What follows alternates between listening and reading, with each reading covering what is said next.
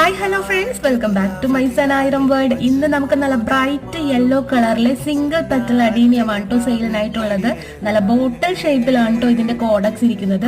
Colour combination എന്ന് പറയുന്നത് യെല്ലോയില് pink ഒരു ചെറിയൊരു ലൈൻ വന്നിട്ടുണ്ട് പെറ്റൽസിൽ. നമ്മുടെ സെക്കൻഡ് സെയിൽ പ്ലാന്റ് ആണ് കേട്ടോ ഈ കാണുന്നത്. ഇതും ഒരു യെല്ലോ വെറൈറ്റി ആണ്. നല്ല ഭംഗിയുള്ള ഫ്ലവർ ആണ് കേട്ടോ. നല്ല ലൈറ്റ് യെല്ലോ കളറാണ് വിരിയുമ്പോൾ തന്നെ വരുന്നത്.